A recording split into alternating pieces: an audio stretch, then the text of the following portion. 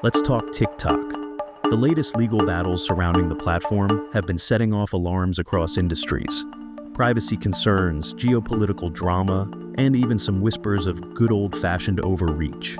If you know me, you know I love a good conspiracy theory as much as the next marketer who has had too much caffeine and late-night blue screen. But let me remind you, I come to this conversation as someone with a political science background and 2 decades deep in digital tech. I'm not here to tell you what to think. I'm here to ask the kinds of questions that make you go, interesting. So let's break this down into the official narrative, the hidden layers, and the questions no one seems to be asking, but should be. Let's be honest, this isn't about data security. I don't buy it, not for a second. The idea that the US government's crackdown on TikTok is about protecting your data, or even safeguarding national security, just doesn't add up. Sure, the headlines are plastered with words like privacy concerns and Chinese surveillance. But let's not kid ourselves. This isn't about protecting you from invasive algorithms or Beijing tapping into your late-night scrolling habits. This is about political security. The real threat TikTok poses isn't to your data. It's to the establishment's grip on shaping public opinion. Think about it. TikTok has mastered the art of influence. It's the most potent platform we've ever seen for shaping narratives, sparking cultural shifts, and amplifying voices that traditional institutions can't control. And the fact that it's owned by a foreign company, a Chinese one no less, makes it a wild card that's driving governments absolutely insane. This isn't a war over data, it's a war over power. And power, in the modern world, is tied to influence. TikTok doesn't just collect data, it shapes perceptions. It doesn't just serve content, it creates movements. That level of influence, especially in the hands of a foreign-owned platform, is terrifying to a political establishment that thrives on controlling the flow of information. So let's cut through the noise. This isn't about protecting you, it's about protecting them. The official story for TikTok, big privacy risk. The US government and several states have been cracking down on TikTok for one key reason: national security concerns. Officials claim TikTok, owned by the Chinese company ByteDance, is a gateway for the Chinese government to access data on US citizens.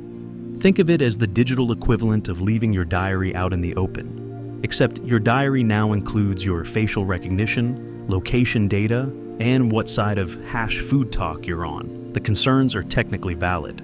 TikTok collects tons of data, and with China's strict laws requiring companies to share info with the government when asked, the what-if scenarios are endless. Not to mention, ByteDance employees were caught improperly accessing user data, including that of US journalists. So, that happened.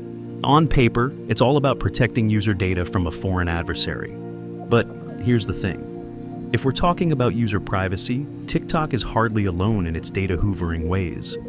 Facebook, Google, Amazon, and nearly every big tech platform make TikTok's data collection look downright quaint by comparison.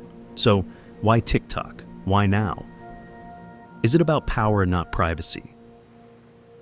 Let's zoom out for a second and ask a bigger question. Is this really about security, or is it about control? Here's where things start to get spicy. TikTok isn't just a social media app, it's a cultural force. It's reshaping how younger generations consume content, how trends are created, and even how movements gain momentum. For governments, that kind of influence is both intimidating and difficult to regulate.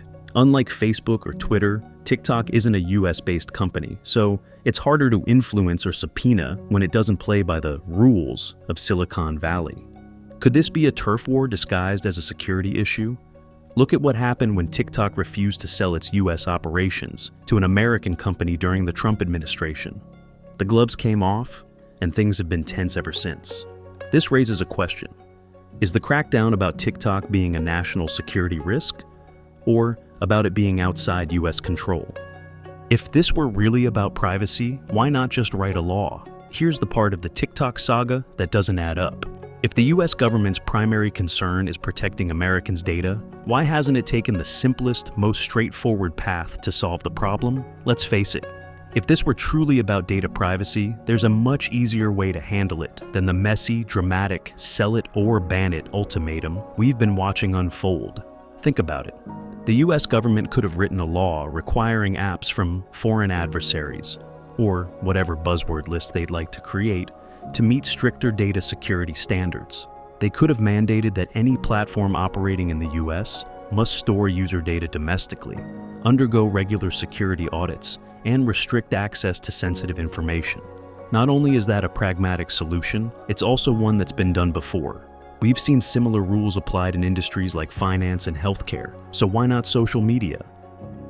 What about Apple and Google?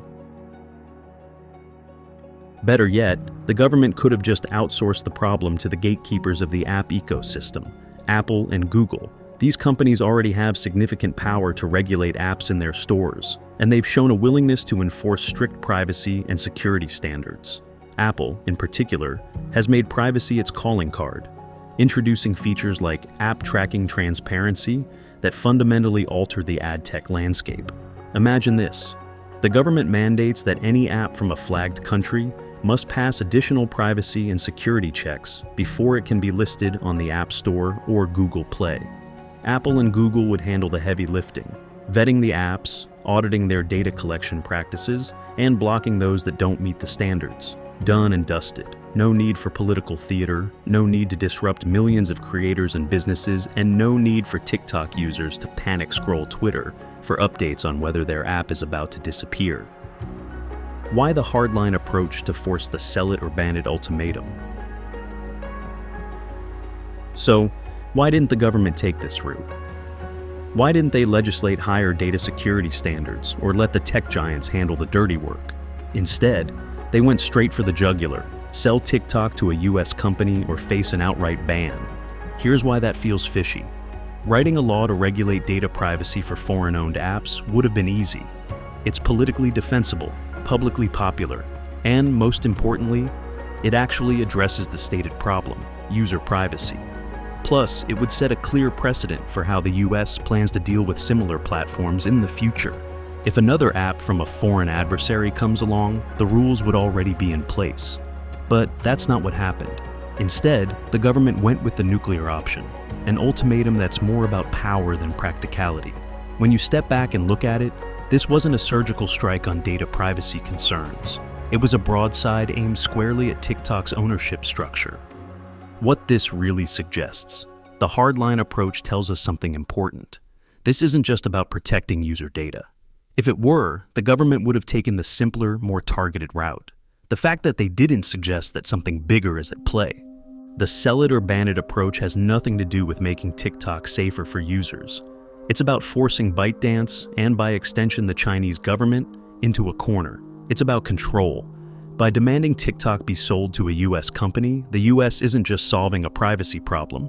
They're seizing influence over one of the most culturally and economically significant platforms of our time. The takeaway. Let's call it like it is. If this were strictly a privacy issue, the government had countless options that didn't involve threatening to nuke TikTok off everyone's phones. A few well-crafted data privacy laws or app store regulations would have done the trick, and set a meaningful precedent for all platforms, not just TikTok. But that's not what happened. Instead, we got an ultimatum, one that feels more like a geopolitical chess move than a thoughtful response to legitimate privacy concerns. And when you step back and look at the bigger picture, it raises an uncomfortable question. Was data privacy really the priority here, or was it just the most convenient excuse? A possible but wild scenario focuses on the economic angle. Here's another idea to chew on. Could this be more about protecting US tech companies than protecting US citizens? TikTok is eating everyone's lunch when it comes to ad revenue. Platforms like Instagram, Snapchat, and YouTube are playing catch-up, often rolling out blatant TikTok clones, cough reels, cough shorts. If TikTok continues to dominate, it's a direct threat to the economic powerhouse that is American big tech. And let's be real, lobbying is the sport of Washington, D.C. It's no secret that US-based platforms like Meta have spent big lobbying for stricter regulations on TikTok. Could the whole national security narrative be a convenient shield for what's really a financial turf war? If you think that's too cynical, let me remind you.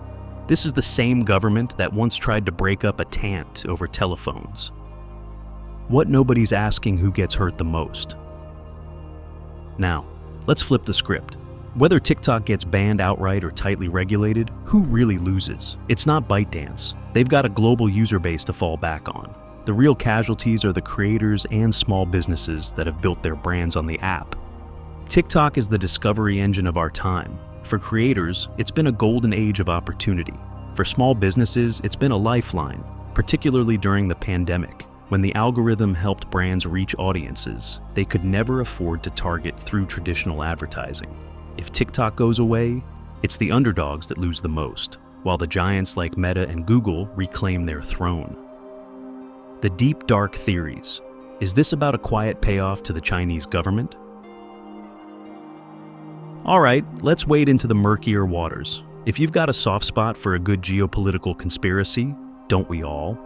This theory is going to make you lean in a little closer. The Chinese government, the Communist Party of China, CCP, is facing mounting financial pressures. Their economy, once the envy of the world, is showing cracks. Between a real estate crisis, high youth unemployment, and growing internal dissent, the CCP has a growing need to shore up resources, maintain control, and project strength. And that's where TikTok, and possibly this entire US crackdown, might fit into the picture. Here's the idea. TikTok, as we all know, is owned by ByteDance. And ByteDance, like all major Chinese companies, is subject to heavy CCP oversight and influence. The Chinese government isn't just a silent partner. They're actively intertwined with the operations and decisions of companies like ByteDance.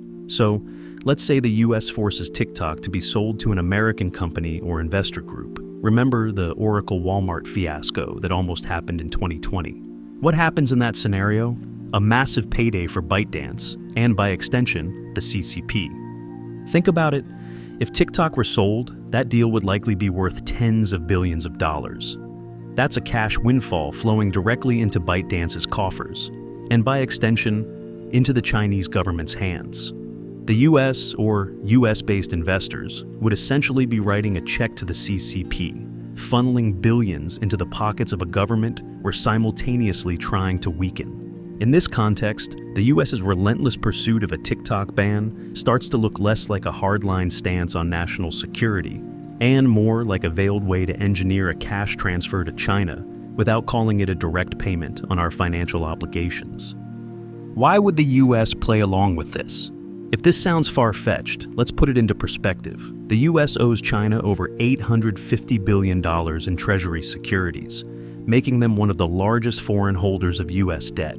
While outright default on that debt is off the table, tensions between the two countries are escalating. What's a more politically palatable alternative to paying back debt on the books? A backdoor payoff that avoids riling up the public or causing Wall Street chaos. By forcing TikTok into a sale, the US would effectively be transferring billions to a Chinese company under the guise of national security.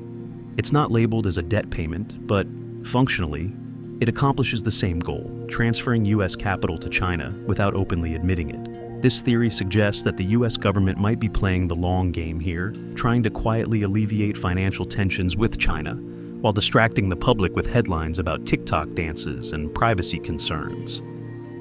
Is this so outlandish? Let's connect the dots. ByteDance doesn't just exist in a vacuum, it operates in a system where the CCP exerts significant control over its actions, particularly its finances. If ByteDance benefits, the CCP benefits.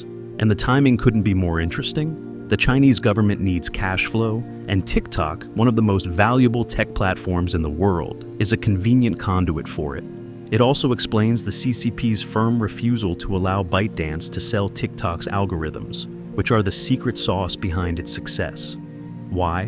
Because those algorithms represent long-term strategic value.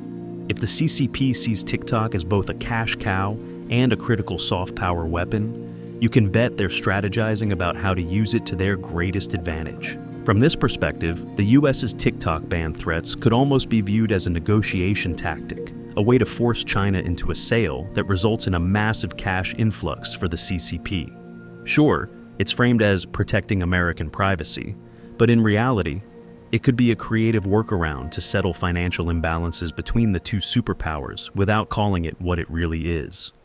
What would this mean for marketers and creators? Here's the kicker.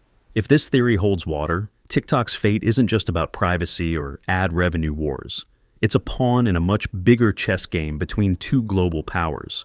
And for marketers, creators, and brands, that means we're operating on borrowed time. Whether TikTok gets banned, sold, or severely regulated, the fallout for our industry could be huge. If TikTok ends up in US hands, it might lose its edge, its innovation, and the unique culture that makes it the creative juggernaut it is today.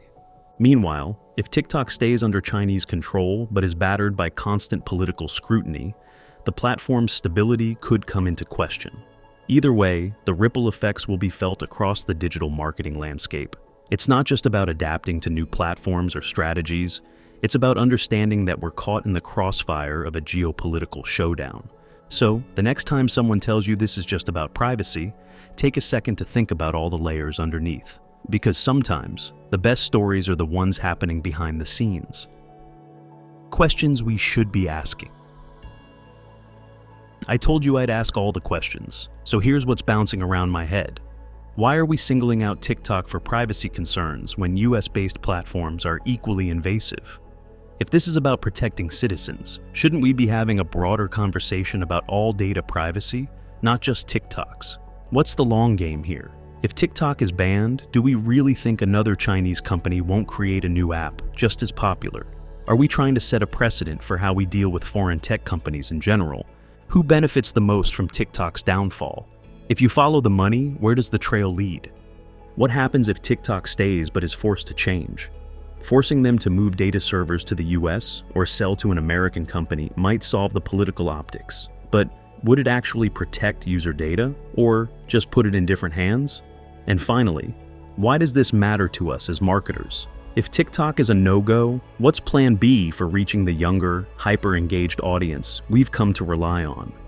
The TikTok drama is a swirling mix of legitimate concerns, power plays, and a dash of who gets to own the future of social media. As marketers, we can't control the outcome, but we can keep asking questions and staying ahead of the shifts. Because whether TikTok thrives, adapts, or disappears altogether, the cultural appetite for short, authentic, and hyper-personalized content isn't going anywhere. The only question is, who's serving it up next? Stay curious, stay critical, and keep your strategy nimble. The TikTok saga is far from over,